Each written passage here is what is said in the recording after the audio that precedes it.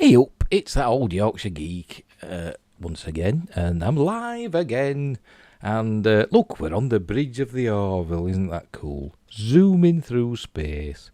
And that might be a clue, because it's a review of the Orville Season 3, Episode 1, Electric Sheep. I keep thinking Electric Dreams, but it's not, it's Electric Sheep. It's the first episode of the Orville for 3 years. Can you believe it's been 3 years since Season 2? Obviously, with COVID to contend with, that delayed it. And also it left Fox and ended up on Hulu. But it's on Disney Plus in the UK and lots of other places. Anyway, and it premiered today. So I watched it earlier on. So we're going to go through it now. And it's excellent. I must admit, it blows the socks off anything else that's on TV right now. It's better than all the Star Treks. Even though I do like Strange New Worlds, it wipes the floor with that. It's a good old traditional. It's Star Trek. Let's just not mince words. The Orville is Star Trek, just with different ships and different characters. But it's pretty much the same, isn't it? And it's well made, Star Trek. So anyway, so off we go. Right, so we'll just go through it as usual. I've watched it once. I took no notes. I've done no research. Apart from I've looked up one word. They've got a new fighter. It's like I think it's a fighter. Yeah, it's a new fighter on the Orville. And they call it the Pterodon. And I'm thinking, do they mean Pteranodon? You know, like the big flying reptile of the prehistoric era. But they keep calling it Pterodon. I tried looking up Pterodon, and all it kept giving me was Pteranodon. So I don't know if they just messed that up or what. But there was something called a Pterodon in the Bomberman games. I don't know. I've never played them, so maybe it's a reference to that. Maybe it's an Easter egg. I don't know. Anyway, right. So where have I put the damn thing? Here it is. It's Bloodosh. There we go. Start off in memory of Norm Macdonald, who, of course, plays Yaphet, the jelly alien life form. Of course, Norm Macdonald, who passed away last year, very sad. And he finished all his work on this season, and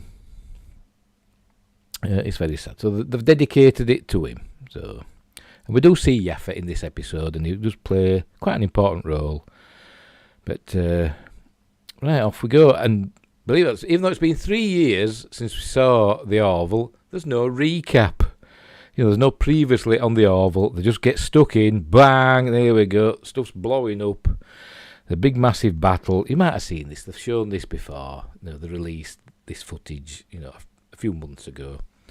But it's still, it's still amazing to watch. Here we go. All the Union ships, not Federation, is it, in the Orville? It's the Union. The Planetary Union, and they're all attacking. These all seem. I'm not actually sure. They have heavy cruisers and light cruisers. I think the Orville's a light cruiser, isn't it? And they do have heavy cruisers as well, but we see mostly the light cruisers. Anyway, it's all kicking off this battle. Here we go. That's a cruiser that's just crashed into a moon. I don't know if it's the moon. It might be. I don't know.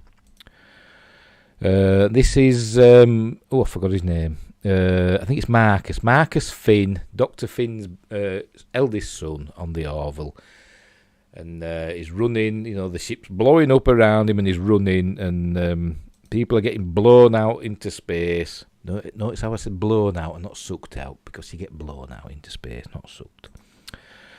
When there's stuff going on. It gets to the elevator. It's a turbo lift. It actually looks like a turbo lift from Star Trek. Not this silly, bloody Star Trek Discovery roller coaster ride turbo lift. We have a proper turbo lift shaft look. Anyway, there's an explosion and the lift plummets, but he gets out. He's okay. And he's running again. Anyway, ends up back at his quarters. Here we go. That's a bit where people have been blown out into space. Here we go. Look, it's all going. Look, it's all going wrong.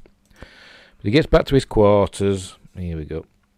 His younger brother's there. And Isaac comes in.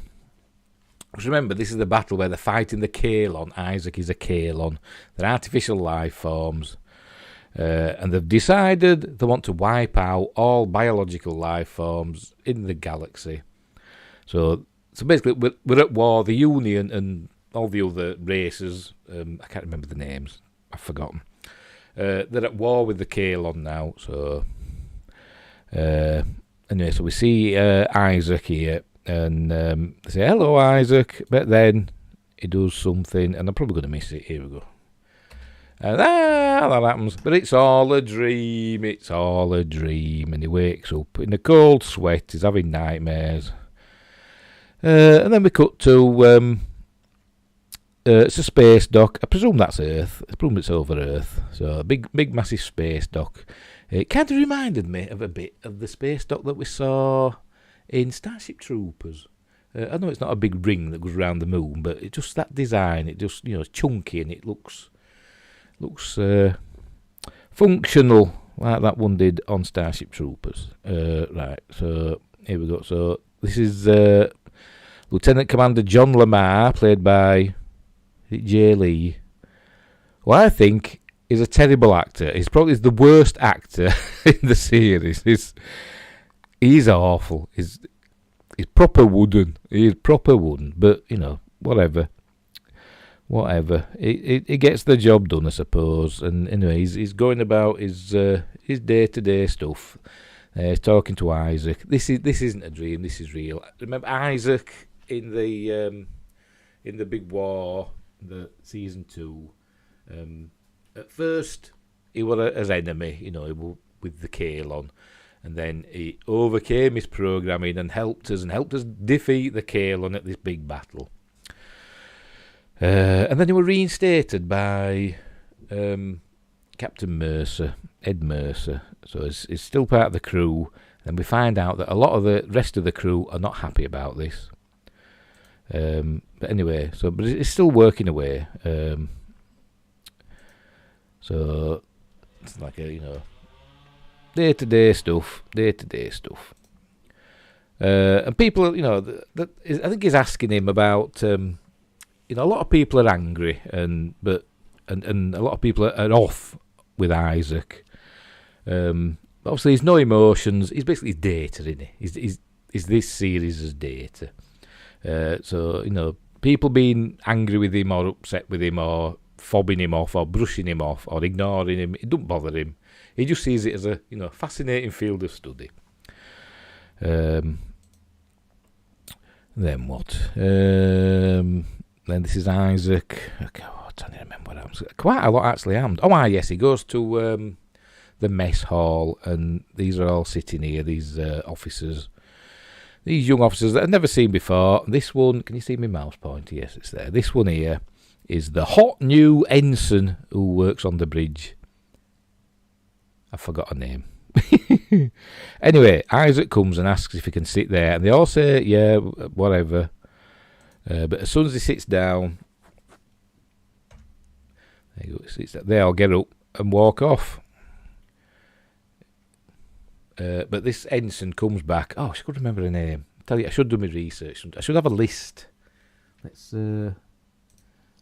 do it. It's live, what the heck. The Orville. Tippity Tappity. Season 3. Cast. Right, we got. Where is she? Typical, she's not there. Hang on, let's click on more items. Thanks, Google. Anne Winters as Charlie Burke. That's who she is. She's Ensign Charlie Burke. And she's an important new crew member. There we go. She's one of the main cast now. I think her name pops up at the beginning of the credits, so she's one of the main crew members now. She's not a recurring character. So she's going to be there in every episode. And she's very good, I must admit. And she's quite lovely, I must admit. She's super attractive. And she seems like a nice person as well, but she doesn't like the Kalon and she doesn't like Isaac because of what he's done. Basically, because of Isaac, and she's not wrong. These people that don't like him, they're not wrong. I suppose that, it's understandable that they're wary of him, that they don't like him, because thousands and thousands of people were killed at this battle by the Kalon. And because of what Isaac did, people died. And yes, he did change sides and helped us defeat them, but that doesn't change the fact that lots of people died, including Charlie's best friend, which we'll see in a minute, because it does a flashback. She's telling him her best friend died. She were on the USS something or other. Can't remember the name of it. She was on another ship that went down during the battle, but she got away in an escape pod. She was one of the survivors. But her friend wasn't, and we get to it in a minute. Isn't it good when you pause things? It's very rare, isn't it, that you get a good a good facial expression when you pause things. Look at that. Hey, we'll get there in a minute. We'll get there in the flashback. Here we go. So, this ship is blood. Does it say what ship it is? I can't remember. I can't remember what ship it was. Anyway, so there you go. That's the best friend. She was a lieutenant, astrophysicist on this ship, and they got to an escape pod, but it was damaged. And Charlie says, they had to. One of them had to sacrifice themselves so the other could get away, because they had to go outside and release it manually. Why they don't have manual releases inside? I don't know. You'd think they would, wouldn't you? But they don't. So Charlie says, I'll go. And then the other one gets up. She says, no, it's okay. I'll do it. You stay there. And before Charlie can do anything, basically, she goes out, pulls the lever. And actually, it was really well done. And I must admit, I got a little bit lip quivery. It was quite emotional. And that happens a couple of times in this episode. But so her best friend died when the ship blew up. She got away. Some others did as well. It showed other escape pods getting away. So she explains to Isaac, that's why. There we'll be seeing it again. There, look. She's gonna close the door, and no, I'm not gonna show it. Is it? Never mind. So she explains that's why people, don't like the Kazon. They're on Voyager, aren't they? The Kalon. Because of all the people that died. Everybody lost a friend, it seems, and she lost her best friend. So she tells Isaac, he'd better stay out of the mess hall. And the lieutenant there, I better check, because I can't remember her name either. It's Lieutenant Tala Kayali, who replaced somebody else last season. She's the security chief, from that super strong alien race. She sees it happen. Anyway, Isaac, it don't faze him because there's no emotions, has it? So he toddles off and he goes back to his lab, and he sees on the wall, when we get there, somebody's painted something which looks a bit rubbish. I must admit. Oh, tell you, I think I went too far. Let's go back a bit more. I'll get there in the end. I'll get there. Come on, show me. Oh, for Pete's sake. See, I could spend ages getting stills of each part that I want to talk about, but I'm that lazy. I just can't be bothered. So I just have the video. We just go, there we go. Right, here we go. So he sees this, somebody's painted on his screens the word murderer. And they spelled it right as well. I was looking, I thought, is that CG? But I don't think it is. But it looks strange. But it's the future. It's strange paint, I suppose. So somebody's painted that. So obviously there's going to be an investigation about that. because it's not a nice thing to do, even though it doesn't really bother him, because, nothing bothers him. He's more curious as to why somebody would do that. Anyway, then we cut to credits. Some nice opening credits. I wonder if... I remember the first season, I don't know if they did in the second season as well, but the first season, they made a big thing about how the special effects, the ships and all that, were models, and they use CG, obviously, for, enhancements and stuff like that, but and the backgrounds and all that, but the ships themselves were models, and I don't know now if they're still doing that or if it's just all CG. I suspect it's all CG now, but it still looks good. There we go. Orville, the Orville, New Horizons. I don't know why have they called it New Horizons. I don't know why they just call it the Orville. That's is it because it's moved to Hulu and they needed to change the title for some reason, for some legal reason? I don't know, but anyway. Titles, here we go. Is the Orville moving through? Is the a USS Wilbur as well knocking about? Anyway, we see the fleet, the Union fleet. It's reminding us, I suppose, that we're in a state of alert. Anyway, so we open up we're on the hull of the ship, and there's work being done. Commander Lemar is overseeing basically the refit of the Orville. I suppose lots of ships are getting refits and repairs. There's upgrades and stuff going on. And we see, he's doing all that.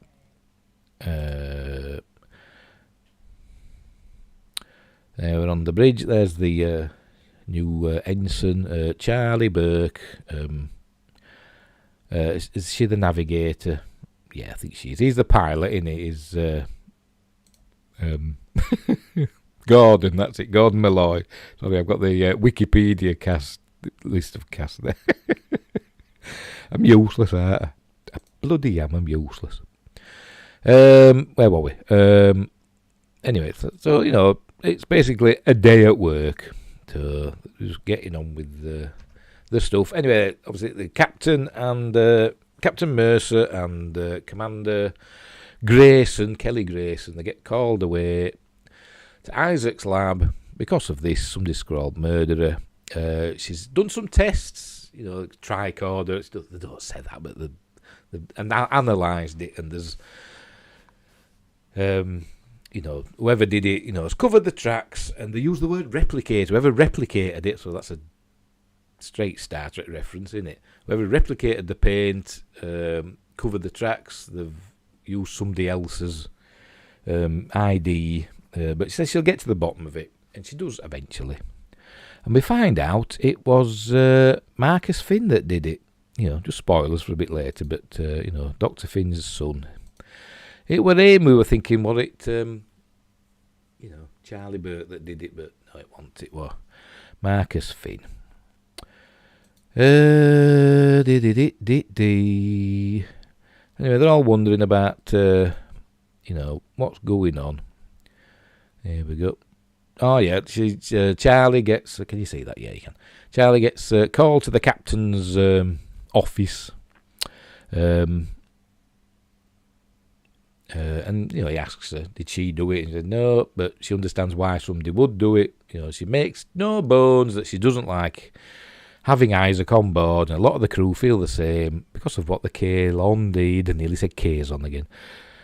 What the Kalon did. And, this episode was directed by Seth MacFarlane. It says there. You can't see that. But if I move that up. There you go. Look, directed by Seth MacFarlane. Golly jeepers. And he did a good job. By the way, this episode is about an hour and 10 minutes long. So, there you go. Anyway, so she says she didn't do it, so they believe her. She's a union officer, so they believe her. And she said, she says she understands why somebody did it, but she didn't do it. So fair enough. And then they find out that it was Marcus Finn that did it. Pretty quickly. All this talking. Meanwhile, out on the hull. That work's still going on. And somebody asks, when does the pterodon arrive? You know, that word pterodon, P-T-E-R-A-D-O-N, pterodon. And Lemar says, Gordon's bringing it in now. He were on the bridge not long ago, so he must have... They don't have transporters, did he? So how did he get from the Orville? I mean, how much time's passed? I don't know, but it must have been quick, because we saw him on the bridge of the Orville, and then suddenly he's been somewhere else, picked up this pterodon fighter, and he's bringing it back. So, and they don't have transporters. As far as I know, which were a thing I predicted that they would have transporters by the end of season 2, and they didn't, did they? So, anyway. This alien here is quite amusing. He speaks his own language all the time, and he's quite amusing, I must admit. The comedy, and I think it is still classed as a comedy, but there isn't actually a lot of it. There's some light-hearted remarks and stuff like that, but there's no straight jokes, as far as I can tell, in this episode. You know, all the fart jokes and knob gags, they got rid of them in season 1. You know, they got all that out of the system. Season 2 were more serious, and looks like season 3 is going to be even more serious, but it's still light-hearted in places.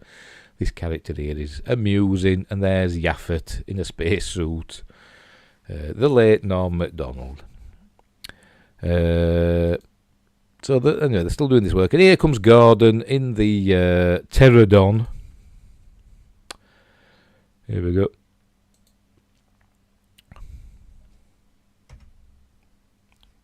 When he's ready, you know. Oh, there you go. He's flown it about there. They've said, oh, what a beauty. So it lands. It's very small. Look at it. Titchy. And Charlie comes to meet him. He gets out, and they say, oh, she's a beauty and all that. And then Gordon says to Charlie that he's with her about, the whole ship's basically heard about what happened and heard about what she said to Isaac, and Gordon says he's with her, and I thought, oh right, is this some plan that he's cooked up with Ed, that is going to infiltrate the Kalon haters and find some plot to against Isaac, but no, that's it. We never hear any more of that. We just learn that Gordon doesn't like Isaac either. So there you go. And the reason Isaac's brought up is because Isaac has to give the ship a once-over. I think it's because he's the science officer. So he's got to, check the ship over, give it his seal of approval before it can go out for tests, and we'll come to that in a minute, which is a curious scene. Well, it made me scratch my head. So here we go. We're in engineering now. And I was watching, I thought, have they got a beryllium sphere? Is this Galaxy Quest? You see the engineering there. I presume that's the engine core, the power core there, and it's a big ball that's spinning. And I thought, is it a beryllium sphere?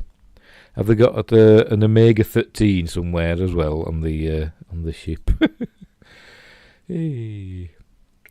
Right, Isaac's working away with this officer. She pops up a few times, I must admit. She must be a recurring character. Don't ask me her name, I can't remember. You know what I'm like. And Isaac gets called away. That's it. Yeah, don't get called away. Dr. Finn and... I can't remember his name. A younger son. Does it say? Don't bloody say, does it? Don't have his name in the flaming cast list that I've got here. Never mind. Her son, anyway, comes in because he likes Isaac. There's the younger son, younger Finn. Oh, what's his name now? No, it's gone. It's gone. My brain stopped working. They've come to ask him if he's okay, after what happened, and he says, yeah, he's incapable of being hurt. So basically that's it. So she says, if you've any problems, you know where they are. They're his friends. And remember, she fell in love with him last season, didn't she? Did Dr. Finn. But obviously it was ill-begotten love, because he couldn't love her back, because he has no emotions. Anyway, Gordon's out doing a test run, what they call it, test flight, what they call it, shakedown of the Pterodon. Horrible name. Anyway, they go out, they launch these drones, and I'm thinking, this is why are they doing this at Space Dock? They should have gone out into an empty region of space to do this. But he's bombing around Space Dock, around ships that are undergoing repair and all that, flying after these drones, and it must be a live fire exercise because he's shooting at them and they're blowing up, so there's all shrapnel flying about around Space Dock. There we go, there they are, look.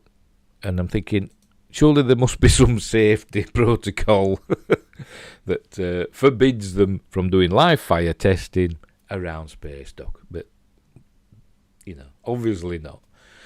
Anyway, so Gordon's flying the Pterodon, and the drones are being controlled by Charlie Burke, because we learn in this scene that she's got an amazing ability to see things in 4 dimensions. She can work things out 4-dimensionally. I don't know what that means, but it becomes important later on. It's not a throwaway line; it's important later, and I don't know if we'll see that later in the season as well. I don't know, but for this episode, it's important.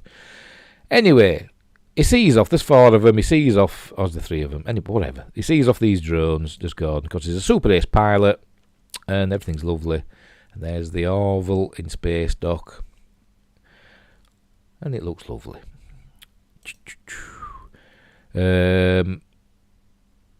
This is. I think this is where we find out that it was Marcus Finn that did this. There we go. Confronting him, and he admits it. Basically, I said that a lot, don't I? Basically, sorry. I've noticed when I've watched my videos back, I said basically a lot. I can't help it. It's just one of those things. Basically, he hasn't it on purpose that time. So he admits it, and he hates the Kale of what they did, and he tells her he's having nightmares, he can't sleep, so which is understandable, and it's all very good Star Trek character-driven storytelling. Static cameras, by the way, nice shots of people talking. The camera's not moving about. There's not lens flares every 5 seconds. It's all just straightforward, 2 shots, close-ups, establishing shots. The camera's not floating about like we see in Star Trek now. It's all very traditional, and it works, and it's good to watch, and it's nice, and it's relaxing, like Star Trek used to be. There's Isaac doing something. That's it. And there's the younger Finn. I wish I could remember his name. He's playing a video game on his little holographic thingamabob. Marcus is trying to do his own work. There we go. But he's been distracted. Then his mother comes in with Isaac. And Isaac apologises to Marcus, for causing him any distress. Obviously, he's not apologising because he wants to apologise. He's apologising because Dr. Finn... What's her first name? No, I can't bloody remember. What's her first name? Claire. Yeah, Claire. If you remember that bloody ex-wife's called Claire. Wiped it from my mind. Because Claire has...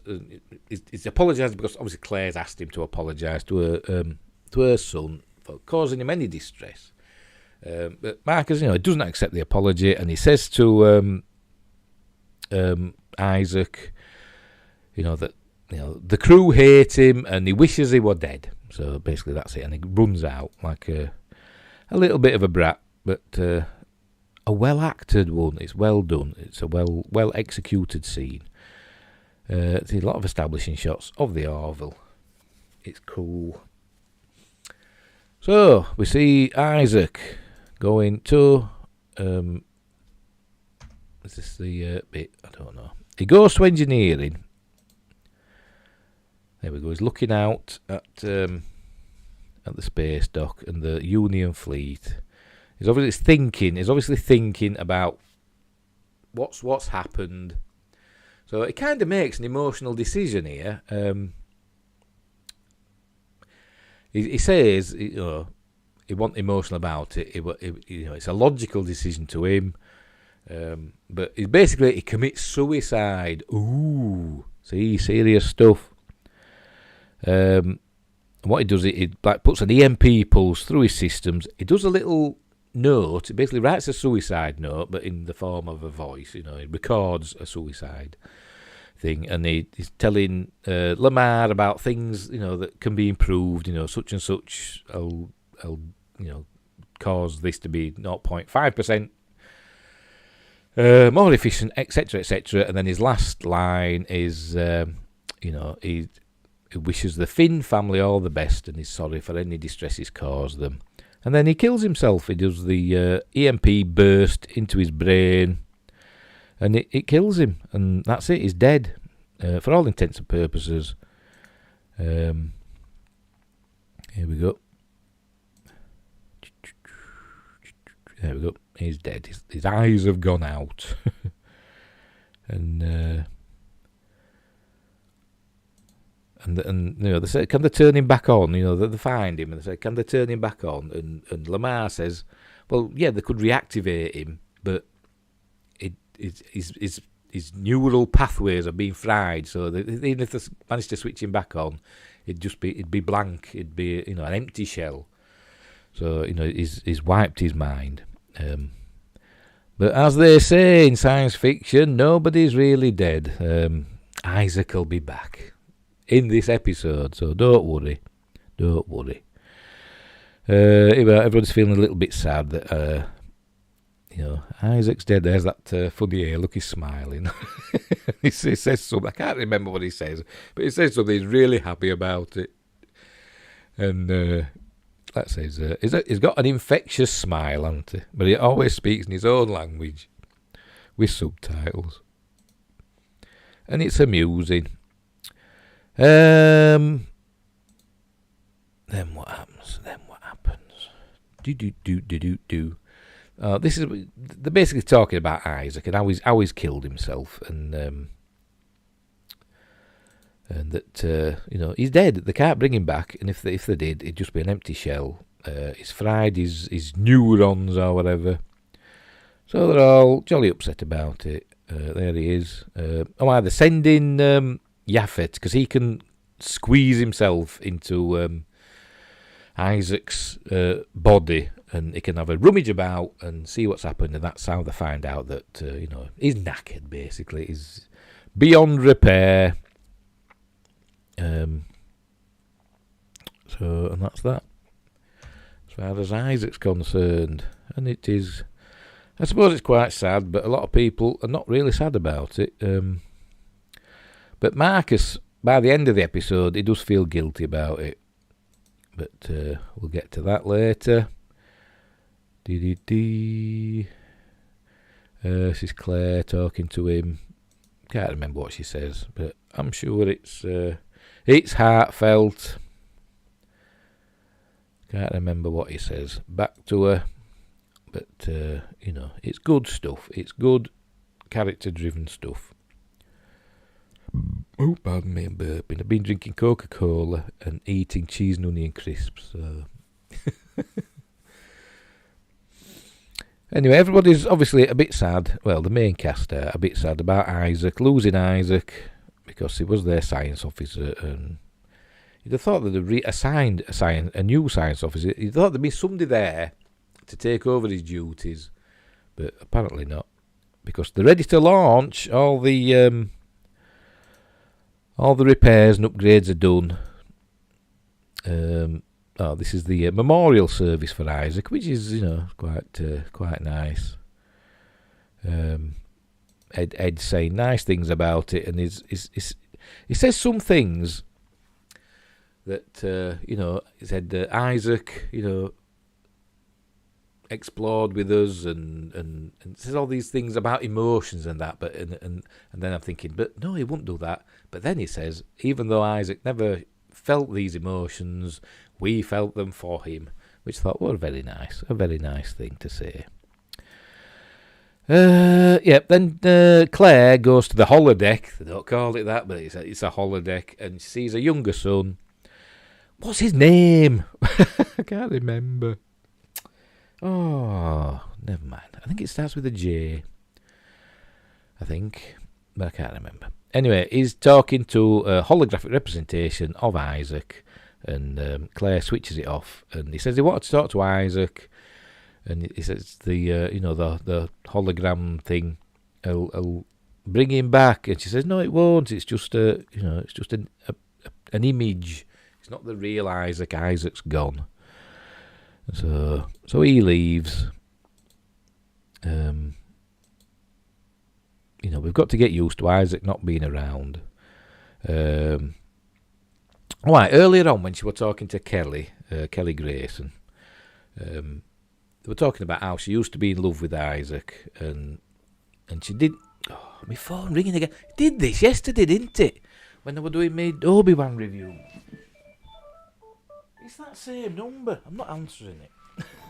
It's that same number that rang yesterday. It's somebody wanting to promote me book. And obviously I've got to pay them $1,000. Never mind. Where were we? Oh, look. We're at it again. Look. Hi, Stephen. This is Ash. I'm from Gotham Book. I'm calling about the book Mercury Rapids. Yes, you phoned me yesterday. Highly recommended by our in-house researchers, and I was hoping to ask live streams. Please call me back on my number 307-464-7800, and my extension is 429. I'm looking forward for your call, and I hope you have a great day. Okay. Ash from Gotham Books. Never heard of them. But they want to talk to me about Mercury Rapids. It's available on Amazon if you want to read it. What were I saying? Oh, yeah. Earlier on, when she was talking to Kelly Grayson about how she used to love Isaac, and she doesn't know how she feels now, because obviously he couldn't love her back, but she had her feelings for him. And Kelly tells her that she doesn't know if she's supposed to just forget about him or whatever. And Kelly tells her that Ed has always said, I forgot. Something along the lines of, if you want to forget somebody or forget that you loved them, think of the things that made you happy. I don't know, something like that. But anyway, but it was nice that it wasn't something that Kelly says. She said, Ed says this thing, so Ed had the pearl of wisdom, and she's telling it to somebody else. So it's not, not sisters together. She's sharing wisdom of a man. Anyway, so while she's here on the holodeck, she starts up a restaurant program. It's called Isaac Program. Obviously, he's not there, but she sits down. I think in the last season they had a dinner there, and Isaac appeared as a human. I think it was the actor Mark Jackson, in his human form, not in a suit.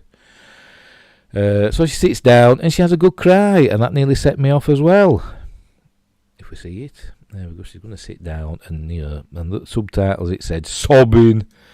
It nearly set me off because I'm a big softie. Come on, let's see Claire right, bawling her eyes out. Oh, missed it. Never mind. We always want to see women crying, don't we? Anyway, there she is. She's all sad. It nearly set me off. Because she misses him. So she does love him. She can't help herself. Here we go. So there we go. The last thing to do. The ship's fixed now. So he comes back on board. Does the engineering crew, and he tells the captain, ready to launch. And so they do all the, dockmaster, get permission from the dockmaster so we can, set off. They must have the mission orders ready to go. They must know where they're going. Because they just go. So they set off and they go straight to quantum drive, which is warp speed by any other name. And off they go. And then while they're at... look, they're at... Oh, you can just see it there, look. They're at... it's just like warp speed on Star Trek The Next Generation. Not this silly hyperspace Doctor Who thing that we see on Star Trek now. Anyway, John Lemar's just done the dirty with this alien girl, and she's very spiky. But she seems a very lovely person, I must admit. And they have a chat about stuff, about life and loves, and she says that her species after sex like this sweet thing, and he says he's got one in his drawer, and in his drawer there's a fork. He says, why have you got a fork in your drawer? And he says it was actually a birthday present from Isaac, and that starts him talking about Isaac.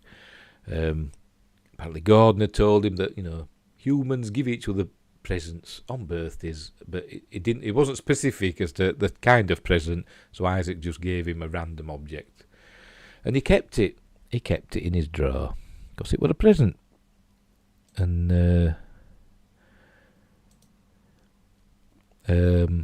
so he misses Isaac, and his girlfriend here, she says their species, whenever somebody dies, it's their tradition that as long as somebody remembers them, they're never really dead. So she says to him, remember me, she points at his head, remember me in there, and I'll never be gone. And that gives him an idea. And he jumps out of bed in a minute. Jumps out of bed and heads for engineering. There we go, heads for engineering. He takes out, he opens up Isaac's head, and he takes out, I presume it's his memory core. And he scans it, and he gets this big alien. Because he wants to destroy it, he wants to crush it. I don't know why, but... I missed it, look. I've gone too far. So he gets it... I've still gone too far. He gets it, there we go. Gets this big alien here with a... I don't know what that is, but it looks rude. On his face. Gets him to stand on this Isaac's CPU. So it goes, there we go. So crushes it, and it's in smithereens. So he scans it again, and you see this little shiny part. And apparently that's a fragment of Isaac. God, my memory went there. My memory went there. And I need my head stomping on by a big alien. It's part of Isaac's memory, and he has this idea that the Kalon, with them being so logical and intelligent and amazing, artificial life forms, that they'd have a way of backing up their own memories, even if they don't know they're doing it. It's like a subconscious thing. They don't know it happens, and they think maybe Isaac didn't know. Maybe he did know, but he'd never think that humans would work it out. But so basically, his entire memory is backed up in this little shiny thing, and Lemar's has got it in a stasis field. It's safe in this stasis field, but he says if anything happens to the ship, any EM fields or gravitational anomalies, it could destabilise this field, and we'd lose Isaac forever. And they've got to find a way to get these memories, this programming, basically, this backup programming, back into Isaac. Because they can't just plug it in. It's more complicated than that. And it turns out that they need Charlie Burke because she can visualise things in 4 dimensions or multiple dimensions, whatever. And she's the only one that can do it. But remember, she didn't like Isaac. But before that, they get attacked by the Kalon. So anyway, so they're talking here about, saving Isaac, basically, and saying that Charlie will be able to do it. So he asks her, does Captain Mercer, and she says no, she's not going to do it. He's dead, and he deserves to be dead, and she thinks he should stay dead. And before, there's any resolution to that, the ship gets attacked. There we go. Pew! By a Kalon ship. And it follows them through, the quantum speed, whatever. So, anyway, so they head to this gas giant. Basically doing what they did in the last episode of Star Trek, Strange New Worlds, heading into the atmosphere of a gas giant. In that one they did in a brown dwarf, didn't they? But, swings and roundabouts, whatever. Tomatoes. Anyway, all this is, obviously the ship's getting rocked about, and the stasis field that has got Isaac's memories in is flashing and popping. And saying they could lose him. Anyway, they end up they're going into this atmosphere, this planet. But the Kazon doesn't follow; it just stays above, monitoring, waiting for him to come back out. But they can't stay there forever because the shields are dropping by 17% per minute because of the atmospheric phenomenons. So Ed says, "How many torpedoes have we got?" And Bortas says, "I forgot, 22 or whatever." This doesn't seem a lot to me, but they've got 22 torpedoes. So Ed says, "Shove them all in a shuttlecraft and then launch it by remote." And they do that, and they let it fly away a bit, and then blow it up. And it looks like, from above, that the Orville has blown up. They actually say, I think Kelly Grayson says, submarine warfare, which is what they used to do with submarines, didn't they? They used to load a torpedo tube with like oil barrels and debris and stuff, didn't they? And shoot it out and make it look as though that the submarine had been sunk when it hadn't really. So that's what they're doing here. And it works. The Kalon ship flies away, heads off at quantum speed. Warp speed, isn't it? And so they're safe. And Lemar says they've got to do it now to save Isaac. And Ed Mercer says to Charlie, looking there, isn't she? She's super, super pretty. I'm smitten. Anyway, he says to her, "Report to engineering and assist Mr. Lemar. That's an order." And she says, "I'm sorry, Captain, I cannot follow that order." She says, "I can't do that." So he says, "You're relieved of duty." So that's it. She's out there. So she heads to the... she actually goes to the mess hall. And I thought, to be perfectly honest, I thought, if you're relieved of duty, you should be confined to quarters. Well, for a while anyway, but no. She goes to the mess hall. There we go. So that's her saying she can't do it, and they're saying you're relieved of duty. Then she's in the mess hall. She's having a drinky.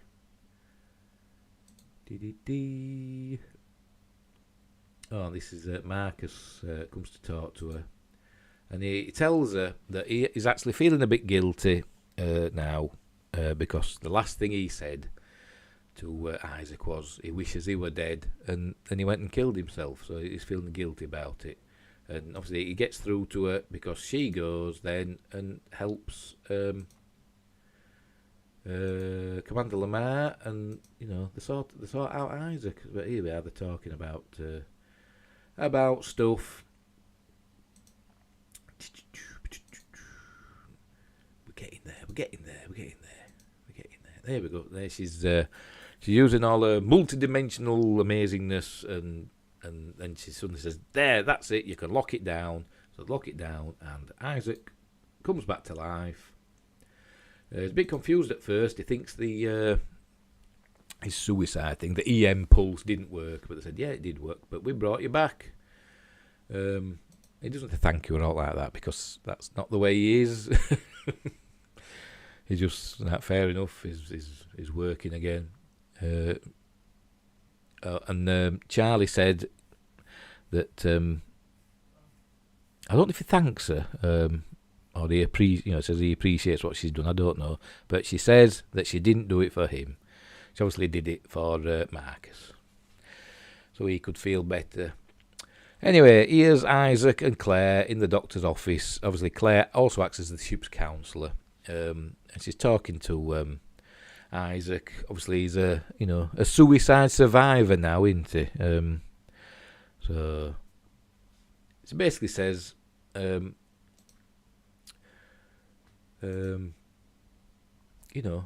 she doesn't want him. She doesn't want him to. How does he feel? She asks how he feels about what's happened and stuff, and he's all logical about it. And then she says, well, she doesn't.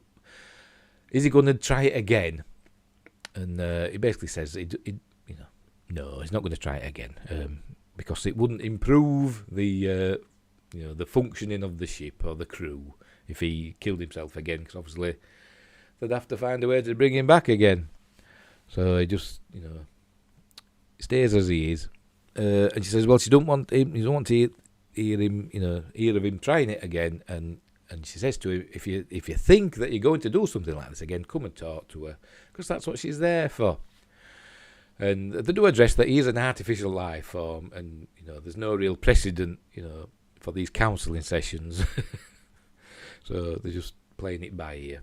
Anyway, he says, he'll talk to her if anything changes, and the session's over, and he sods off, and that's it. See, they're talking away. She's good. He's Penny. Oh, Penny Johnson Gerald. Yeah, thanks Wikipedia. She is good. She was good in Deep Space Nine. I liked Cassidy Yates in Deep Space Nine. She wasn't good in 24 though. She was a baddie in that, wasn't she? But never mind. The President's Wife. Ooh, she was a baddie in 24. So then what happens? Here we go. Marcus, he heads to Isaac's lab, and we see Isaac at work, and he doesn't notice Marcus there watching him. I think Marcus is going to say something to him, but what's to be said? I mean, nothing you say to Isaac's going to, ruffle his feathers or make him feel better or whatever. And I think Marcus realises this. So he thinks, well, he feels better now that, Isaac's back. He's still got to live with that he basically drove Isaac to suicide. But he's back now, and Marcus can carry on doing whatever he's doing. And that's the end. That's the end of the episode. We go to credits then, and it were really, really good. There we go. It were really, really good. The best Star Trek on telly right now. Let's go back. There we go. Stars. Yeah, it were really good. I really enjoyed it. It were proper Star Trek. It was just a Star Trek episode, but called the Orville, with different ships and different uniforms. But only just. I mean, they could class as Star Trek uniforms, with a few tweaks. Even the rank things, they have them on the shoulders, don't they, on this? Even the rank, pips are the same, aren't they, as they have them on Star Trek. But yeah, it was great. It was really good. I really enjoyed it. Looking forward to episode 2 next week. It blows the socks off Star Trek, even though I do enjoy Strange New Worlds. This is orders of magnitude better.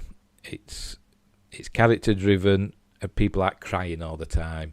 Apart from that scene where Claire had a cry in the holodeck and nearly set me off. But they're not crying on duty. They're just getting on with the jobs, and there's a nice little bit of conflict as well. Even though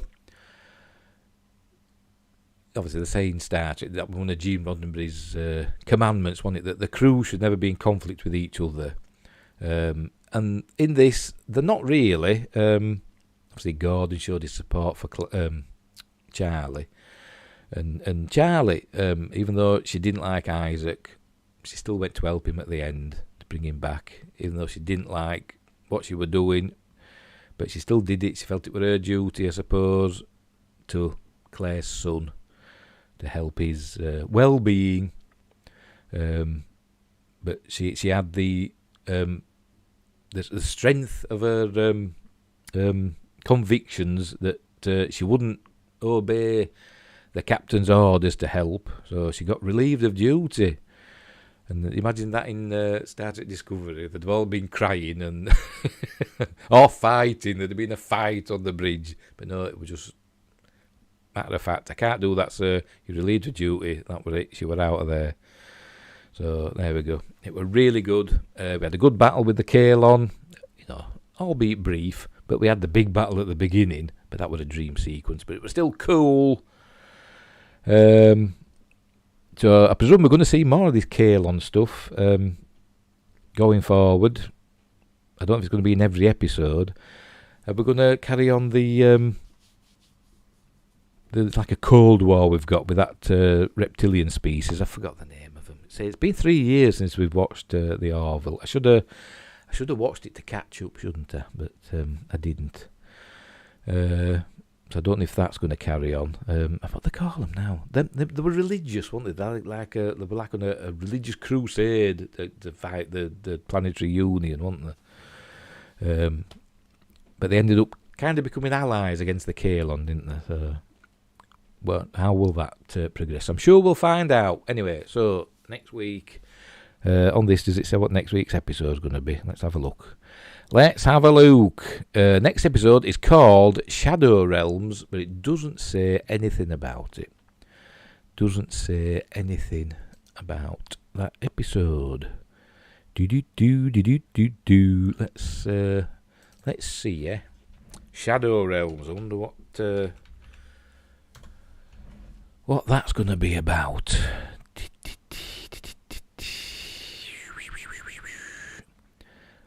Season 3. I don't think I'm going to... Oh, go away. Sorry. This site uses cookies.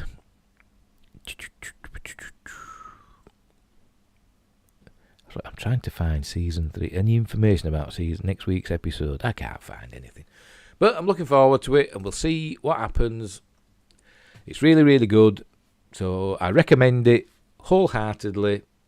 I'm going to watch this every week, and I'm going to look forward to reviewing it, and it's going to be great, and it's nice to be positive about stuff. I know I've said I liked Strange New Worlds, and I do like it, but, it's not perfect, and the Orville isn't perfect, but it's not far off. It's not far off perfect. It is really, really good. So, there you go. What can I say? So I'll give it a score out of 10. I mean, the Kenobis I gave 6 out of 10, didn't I? What would I give the last episode? The episodes of Strange New World we've had so far have been like 7s. This Orville, I'll give it a 9 out of 10. It was really good. It was really, really, really good. So I'll leave it there. That's all I can say. I recommend it, and it's amazing. And it's a 9 out of 10. Wow. So, until next week, with episode 2 of season 3, Shadow Realms, which sounds ominous, doesn't it? Wherever you are... Oh, heck, what's happening there? Something's gone wrong with me stream. I hope you're still hearing me. Right, so we'll leave it there. So, until next week... Wherever you are in the universe, look after each other. And until next time, I'll see thee.